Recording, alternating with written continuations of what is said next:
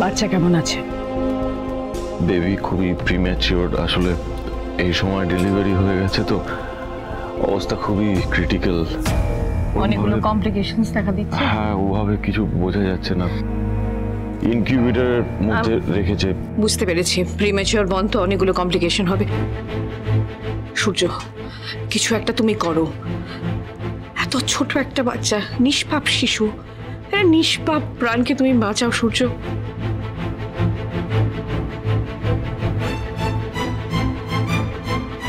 আমাকে আলাদা করে কিছু বলতে হবে না ডাক্তারবাবু, আমি বুঝতে পারছি। আমি যথাসাধ্য চেষ্টা করছি। আরে ডাক্তারের সাথে কথা হলো? হ্যাঁ, এক্ষুনি কথা বলে এলাম তো, কন্ডিশন খুব ভালো নয়। ঠাকুর এতটা নিষ্ঠুর হবেন না, একটা ছোট্ট প্রাণকে এভাবে। না না না,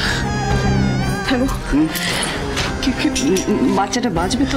কি বলছো? কি কথা বলছো তুমি? এত দুশ্চিন্তা করো না, ঠিক হয়ে যাবে, সব ঠিক হবে, ভালো হবে সব। হ্যাঁ, ভগবান আছেন, উনি ঠিক দেখছেন, বাচ্চাটার কোনো ক্ষতি হবে না।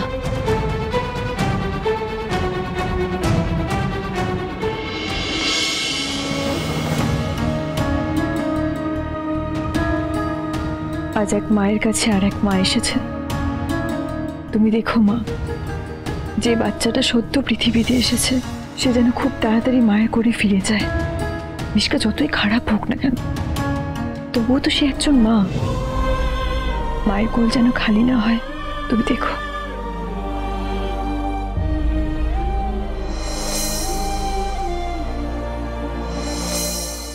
মা, তুমি তো সব জানো। তুমি দেখো মা, আমি যেন আমার সোনারূপাকে সামলাতে পারি, আমার মেয়ে দুটোও যেন ভালো থাকে। তুমি দেখো।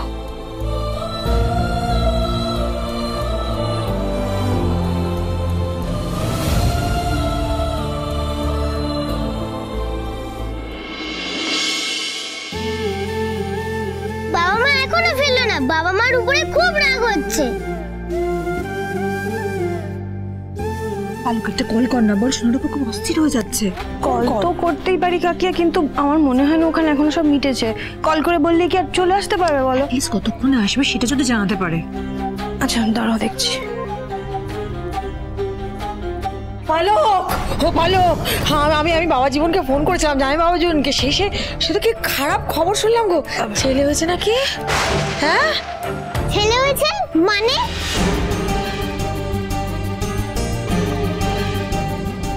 নাও, সবসময় তাড়াহুড়ো, এবার সামলাও।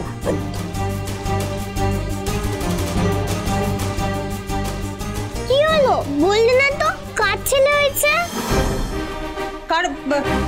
কারো ছেলে না বাবা। সোনা মামা চলো তো, রূপা মামা, সোনা মামা চলো তো, আমরা ওখানে।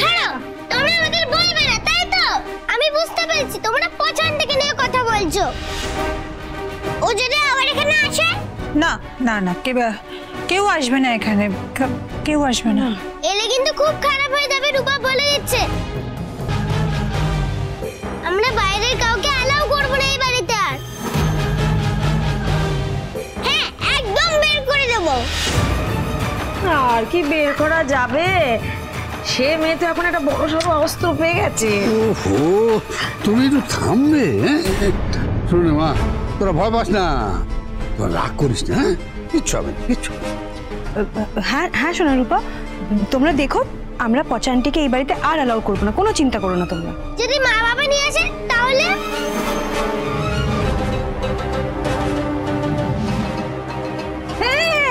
কোথায় যাচ্ছ? আবার পালাচ্ছ তুমি? আমার এখন যেখানে যাওয়া উচিত সেইখানে যাচ্ছি। এই বুড়ো,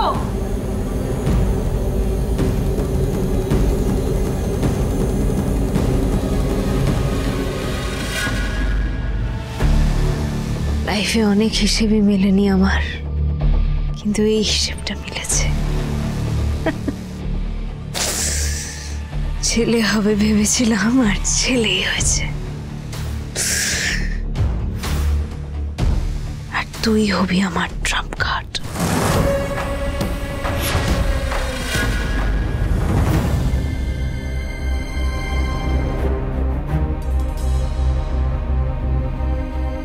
সূর্য, তুই এসেছিস,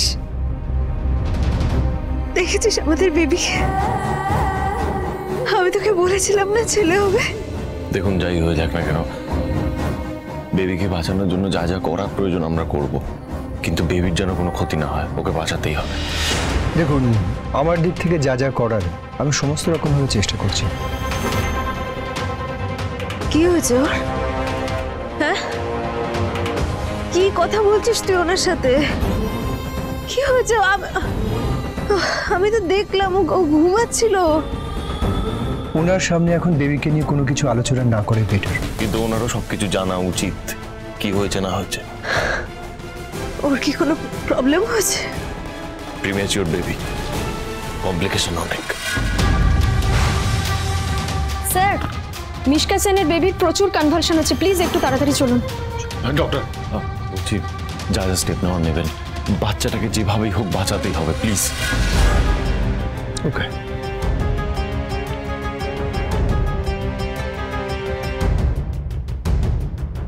একটা নিষ্পাপ ফুলের মতো বাচ্চা, ছোট্ট বেবি, ও এত কিছু ডিজার্ভ করে যেগুলো ওর সাথে হচ্ছে। ও যা সাফার করছে শুধুমাত্র তোর জন্য সাফার করছে।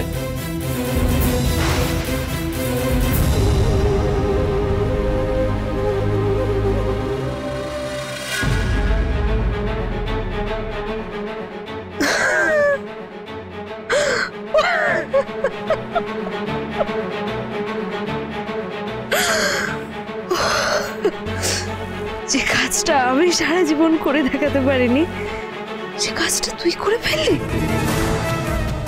ওয়াও, তোর বাবা তোর জন্য concern. I love you, I love you so much. দেখবি তোর কিচ্ছু হবে না, কিচ্ছু হবে না। তুই তো আমার ট্রাম্প কার্ড বল। আর দীপা, তোমার সূর্যর সঙ্গে সংসার করার স্বপ্ন শেষ। আর তুমি একা, পুরোপুরি একা।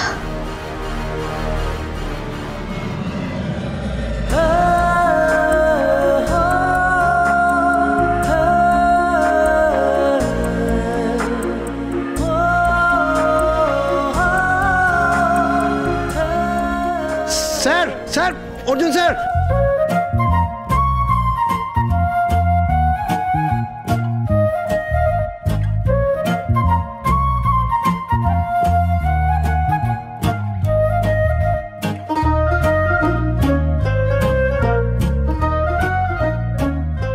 Good morning sir.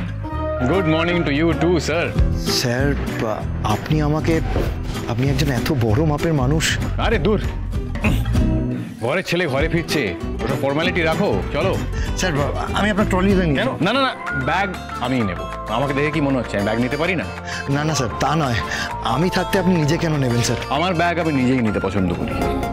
20 বছর পর দেশে ফিরছি, চলো যেতে যেতে দেখি এই 20 বছরে আমার শহর কলকাতা কতটা পাল্টালো। আপনি 20 বছর পর দেশে ফিরলেন? 20 বছর, তবে আমি একা নই, আমার সঙ্গে আছে আরো অনেক পুরনো স্মৃতি। আসুন স্যার, দিন স্যার। আমি নিজেই নেব, নো প্রবলেম, প্লিজ। এত বিতর্কের পর ডক্টর সূর্য সেনগুপ্ত বাবা হলেন। আজ এই হসপিটালেই ডক্টর মিশকা সেন আর ডক্টর সূর্য সেনগুপ্তর ছেলে হয়েছে।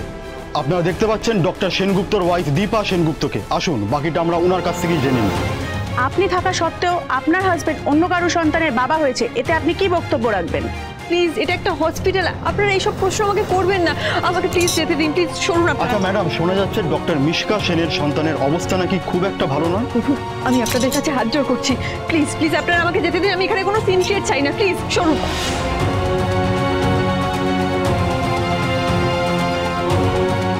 ডাক্তারবাবু।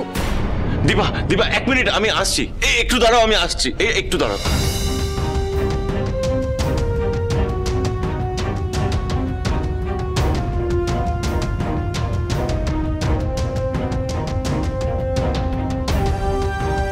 প্লিজ স্যার প্লিজ, আপনি চুপ করে থাকবেন না। ডক্টর মিশকা সেনের বাচ্চা হওয়ার এই বিষয়ে আপনাদের কি বক্তব্য আমাদেরকে জানান। দীপা, দীপা মা। বাবা শোন না, এক কাজ কর, এখানে দাঁড়া, আমার কোনো দরকার নেই, চল আমরা বাড়ি যাই। আরে দিদি তুই কি ভাবছিস? আমার মনে হয় বাবা যেটা বলছে ঠিক বলছে, চল। বৌদিদি, তুমি একটু হলেও রিলিভড হবে, শোনো আমাদের কথাটা, চলো।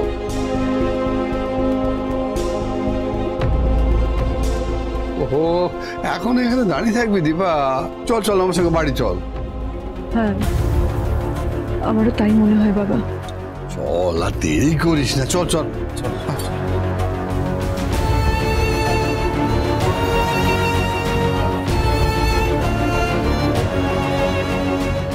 কেন জানি না মনে হচ্ছে আপনি হঠাৎ করেই আমার থেকে অনেকটা দূরে চলে গেছেন।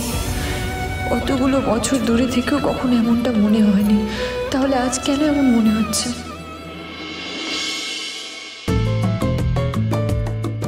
এবার দাঁড়াও দাঁড়াও তো এখানে, এক মিনিট ব্যাস ব্যাস ব্যাস। হ্যাঁ